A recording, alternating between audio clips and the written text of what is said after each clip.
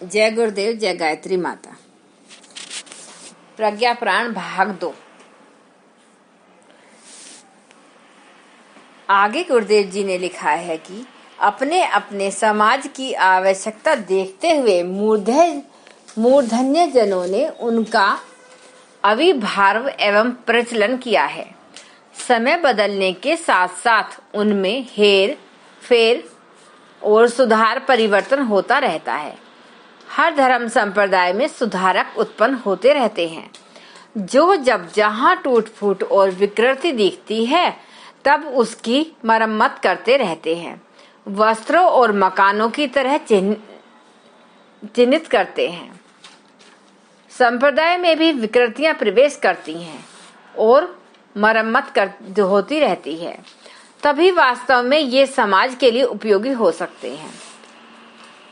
देव संस्कृति की यह विशेषता रही है कि समय समय पर मनीषी अवतरित होते रहे हैं एवं युगानुकूल परिस्थितियों को दृष्टि में रखते हुए अपेक्षित सुधार परिवर्तन धर्म दर्शन में करते रहे हैं। वे यह भली भांति जानते हैं कि मूल तत्व दर्शन एक होते हुए भी समय के अनुसार धर्म संप्रदायों के कलेवर में परिवर्तन करना पड़ सकता है। रुका हुआ पानी सड़ता व कीचड़ बनकर दुर्गंध फैलाता है।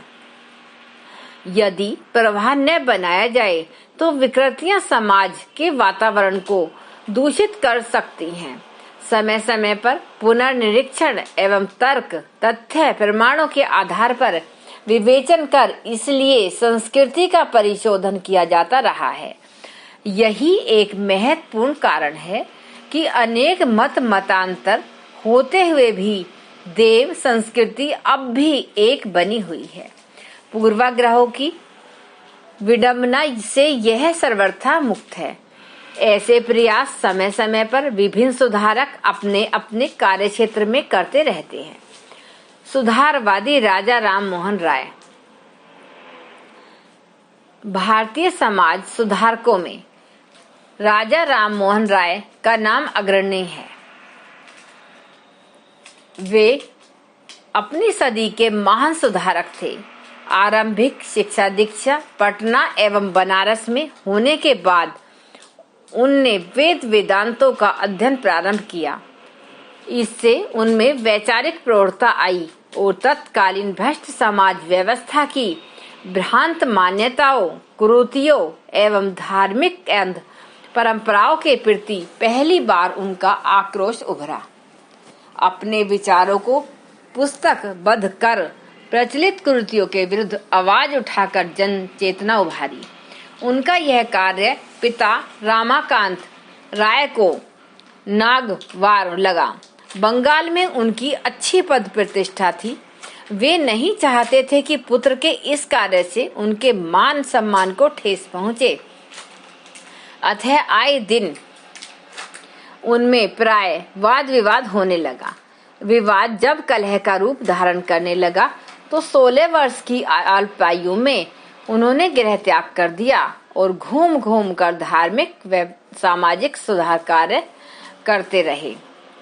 अनेक वर्षों तक बाहर रहने के उपरांत वे पुनः घर वापस लौटे।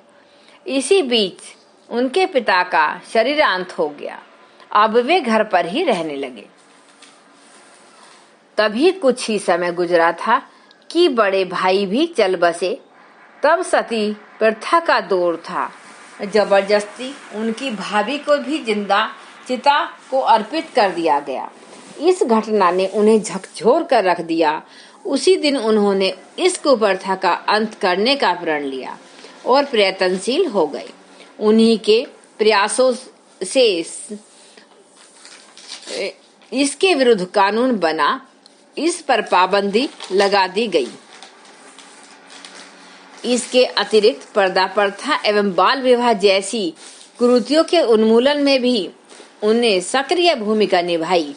इसी बीच उन्हें अनेक प्रकार की यंत्रणाएं झेलनी पड़ी, किंतु उन्होंने अपने सुधार कार्य को विराम नहीं दिया। इसी दौरान उन्होंने ब्रह्म समाज की स्थापना की। बाद में चलकर यह संस्था भी पूर्णतः सुधारवादी बन गई और राम मोहन राय के मरणोपरांत उनके सुधार कार्य संपन्न किए गए। दार्शनिक टाइनवी एक बड़े दार्शनिक हुए हैं। उनके लेखन और अध्ययन की उत्कृष्टता को सारे संसार में सराहा जाता है। यूं विश्व इतिहास के विभिन्न पक्षों पर उनने प्रकाश डाला है, पर जोर इस बात पर दिया गया है कि संसार की समस्याएं धर्म के आधार पर ही हल होंगी। विश्व धर्म क्या हो सकता है, इस संबंध में वे भारतीय धर्म को अग्रणी बताते हुए आगे लिखते हैं कि जो समय समय पर अपने दोषों को सुधार सकता है और आचरण की पवित्रता को प्रतिष्ठित कर सकता है, वही सच्चा धर्म मानना चाहिए। खलील जिब्रान लेबनान के एक ईसाई परिवार में जन्मे थे।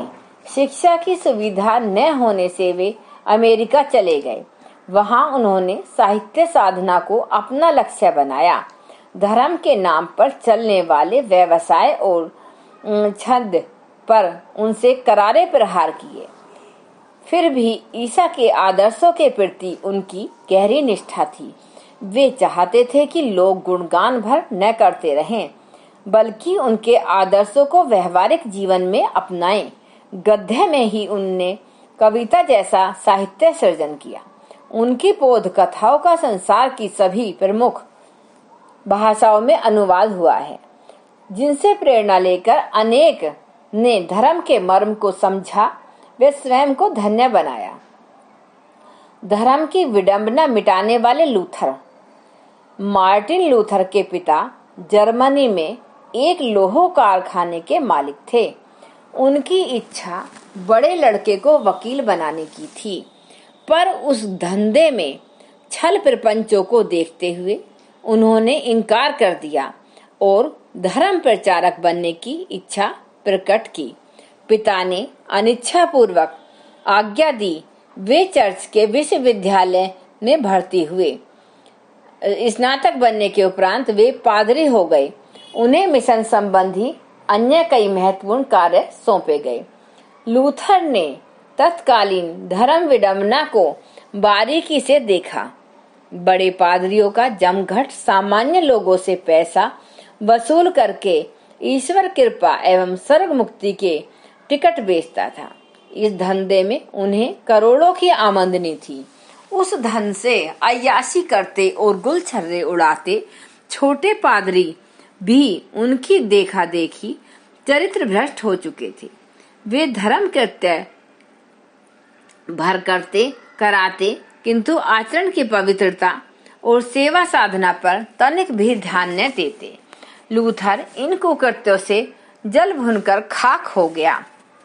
उसने विद्रोह का झंडा खड़ा किया और सैकड़ों शोध पुस्तिकाएं छपाई, जिनमें पाखंडों का विरोध और धर्म के सच्चे स्वरूप का प्रतिपादन था। पादरियों ने लूथर को देश निकालने की सजा दिलाई, पर उनके कथन में इतनी सच्चाई थी कि ईसाई समुदाय उनका पक्षधर हो गया और प्रोटेस्टेंट नाम से एक सुधारवादी संप्रदाय चलाया। भारत के आर्य समाज की तरह आज भी वह उतना ही लोकप्रिय एवं उदारता के कारण सुविख्यात भी है। परंपरावाद का उन्माद। 14वीं शताब्दी की बात है। वैज्ञानिक ओडार्नो ब्रूसो ने अनेक तर्कों प्रमाणों से यह सिद्ध कर दिया कि पृथ्वी चटाई की तरह चौरस नहीं है, वरन गोल है। पुराणत पंथियों ने बाइबल के मत को झुटलाने की अपराध में ओडोर्नो ब्रूसो को जिंदा जला देने का मृत्युदंड दिया। उन्मादी उसकी सफाई तक सुनने को तैयार न हुए। उन्होंने प्राण दे दिए, पर अपनी विचारधारा नहीं बदली। अंततः आगे चलकर जनसाधारण की उनकी बात स्वीकार करनी ही पड़ी। अपनी मान्यताओं के प्रति दुराग्रह की ऐसी दुखद परिणतियां होती हैं। हमें संप्रदाय और धर्म का अंतर समझना चाहिए। साथ ही यह भी अनुभव करना चाहिए कि उन सब का उद्यम एक है। वे एक ही समुद्र की अनेकानेक आकार विस्तार वाली लहरें हैं। एक ही सूर्य की अनेक किरणें हैं। मेघ वर्षा की एक ही प्रक्रिया से वे नदी निर्झरों की तरह जन्मे हैं और उन सब का प्रवाह समुद्र में जा मिलने की दिशा में समान रूप से प्रभावित हो रहा है। इस तथ्य को न समझने वाले अपनी अपनी श्रेष्ठता का दर्प दिखाते हुए झगड़ते रहते हैं, पर सत्य तो कुछ और ही है।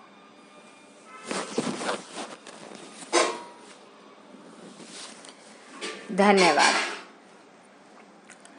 एक बार गायत्री मंत्र हमारे साथ साथ। ओम भूर्भुवः स्वः तत्सवितुर्वरेण्यं भर्गो देवस्य धीमहि धियो यो न प्रचोदयात्। जय गुरुदेव, जय गायत्री।